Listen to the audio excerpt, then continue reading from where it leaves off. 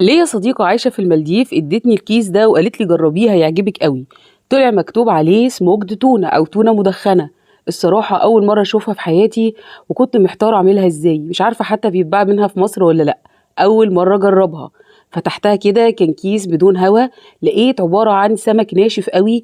فقلت يا ترى هعمله ازاي، ولغاية اما جات لي ايه الفكرة. تعالي بقى قولي لي رأيك في الطريقة اللي انا عملته بيها، وعملته صح ولا غلط.